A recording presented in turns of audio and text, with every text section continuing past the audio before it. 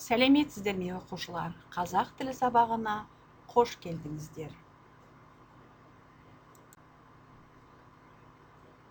Дәптерлеріңізді ашып, бүгінгі күнді және сабақтың тақырыбын, бөлімнің тақырыбын жазыңыздар. Бөлім қазіргі қоғам, миграция, зияткерлік миграция деп аталады. Балалар, бұл бөлімде сіздер қазіргі қоғам, миграция, зияткерлік миграция туралы мәтіндерден терминдер мен ұғымдарды, тілдік оралымдарды талдайсыздар.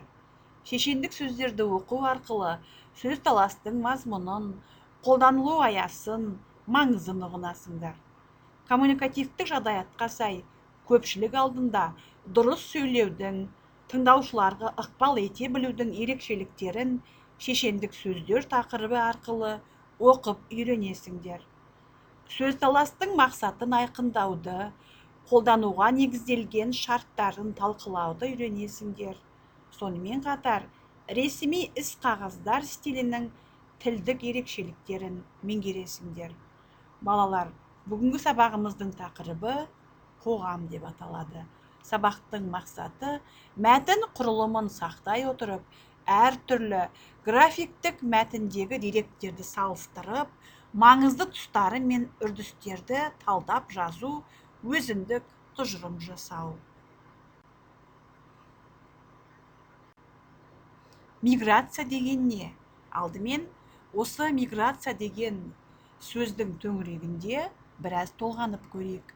Миграция адамдардың қандай да бір аумақтардың шекарасынан өтіп, ұзақ уақытқа немесе бір жолата қоныс тебу процесі. Латын тілінен аударғанда көші-қон, қоныс аудару деген ұғымды білдіреді. Миграциялық қозғалыстар бір елдің ішінде де, сонымен бірге мемлекеттердің арасында да болады. Сол себептен де тұрғын халықтың миграциясының екі типін бөліп қарастырады: сыртқы миграция және ішкі миграция. Сыртқы миграция ол халықаралық, ішкі миграция мемлекетішілік деп аталады. Халықаралық миграцияға иммиграция және эмиграция деген түсініктер тән келеді. Иммиграция бір елге жұмысқа орналасу, оқуға түсу мақсаты және түрлі себептерге байланысты басқа елге барып кіруді білдіреді. Иммиграцияда елден кету туралы айтылады. Осыған байланысты иммигранттар және эмигранттар болып бөлінеді.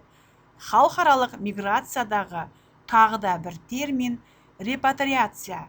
Түрлі себептермен бөгде мемлекет аумағында қалған адамдарды отанына қайтару деген ұғымды білдірсе, реэмиграция иммигранттардың өз еркімен отанына қайта оралуын білдіретін атаулар болып табылады.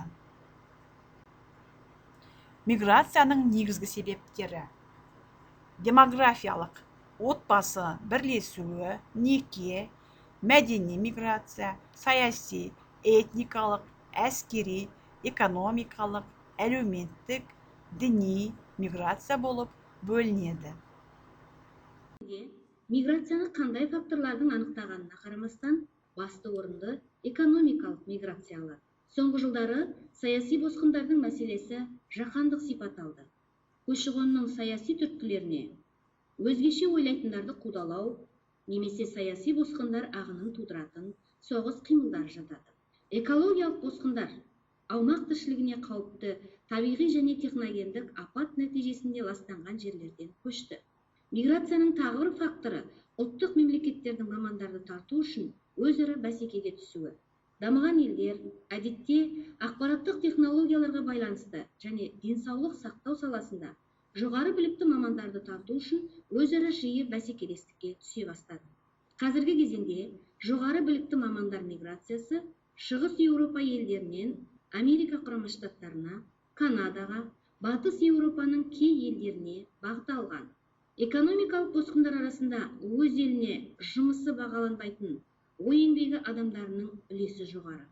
Олардың жаппай көшіп қонуы ақылдың ағылуы, атауына ие болды, немесе бұны зияткерлік миграция деп те атауға болады.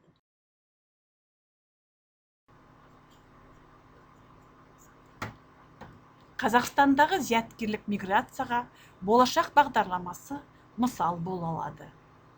Аты бүкіл әлемге мәшһүр ғұлама, данышпан, энциклопедист, әлемнің екінші ұстазы атанған ғалым Әбу Насыр әл-Фараби зияткер тұлға болу үшін қажетті талаптарды көрсеткен екен. Бірінші талап адамның жан тазалығы, екінші ар тазалығы, үшінші бүкіл адамзатқа өз халқына деген таза махаббаты, төртінші білім мен ғылымға деген қалтқысыз құштарлығы деген. Зияткерлік миграция белгілі бір себептерге байланысты басқа мемлекетке қоныс аудару, мысалы жұмыс бабымен немесе оқу орнын ауыстыру мақсатымен басқа мемлекетке көшу. Қазақстандағы зияткерлік миграцияға болашақ бағдарламасы мысал болады. Себебі осы бағдарлама арқылы мектеп бітіруші түлектер шетелге оқу мақсатымен бірнеше жылға қоныс аударуда. Балалар, бірінші тапсырма: графикалық диктант әдісімен алған мәліметтеріңіздегі атауларды мағынасымен сәйкестендіріңіздер. Репатриация дегеніміз не? Реэмиграция дегеніміз не? Иммиграция, эмиграция, миграция дегеніміз не? Бағалау критерий мен дискриптор. Мәліметтерді салыстырып талдаңыз, сәйкестендіріңіз. Дискриптор: алған ақпаратты өңдеңіз, диаграммалық кестеде сәйкестендіріңіз.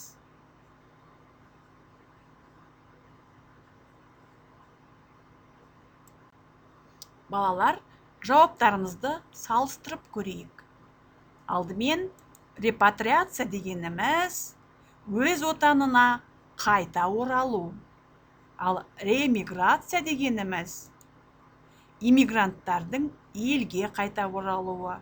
Иммиграция дегеніміз елге тұру үшін көшіп келу, яғни тұрақты тұру үшін көшу.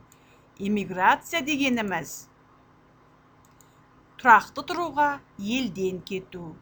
Ал миграция бұл көші-қон. Келесі тапсырма: берілген екі пікірді салыстырып, кесте бойынша әр пікірге түсіндірме, яғни комментарий жазыңдар. Бірінші пікір: біздің еліміздің азаматтары этникалық тегіне, дініне және тағы басқасына қарамастан тең құқылы, бәріне тең мүмкіндіктер берілген. Мұның өзі қазақстандықтарды топтастыруға, ортақ отанымыздың болашағы мен бүгінгі мүддесі жолында бірігуімізге ықпал етеді. Барлық ұлт өкілімен тіл табысып, тату-тәтті, бейбітшілік пен келісімде өмір сүру барша қазақтың басты қағидасы болуы шарт. Өз халқын сүйетін адам, өз жұртына жақсылық тілеген жан өзге халықтарды ашындырмайды, өз ұлтын ешкімге қарсы қоймайды. Осы берілген екі пікірге комментарий қалдырып көріңіздер. Жауаптарыңызды салыстырыңыздар. Бірінші пікірге комментарий: әркім өзінің қай ұлтқа, этникалық тегіне және қай дінге жататынын өзі анықтауға және оны көрсетпеуге хақылы. Бұл туралы Қазақстан Республикасының Конституциясына аталып көрсетілген. Екінші пікірге түсіндірме: барлық ұлт өкілдерінің тату-тәтті тұруы ол біздің мәңгілік құндылығымыз. Осындай құндылықты сақтай отырып, біз мәңгілік халық, мәңгілік мемлекет бола аламыз. Балалар, бүгінгі сабағымыздан алған мәліметтерімізді, алған білімімізді 3-2-1 стратегиясы арқылы дәлелдеп көрейік. Ең алдымен, бүгінгі сабақтан алған 3 маңызды ақпаратты Бүгінгі сабақта қиындық тудырған екі аспектіні, бүгінгі сабақта ұнаған бір іс-әрекетті жазып кетіңіздер. Сабағымыз аяқталды. Назар қойып тыңдағандарыңызға рахмет.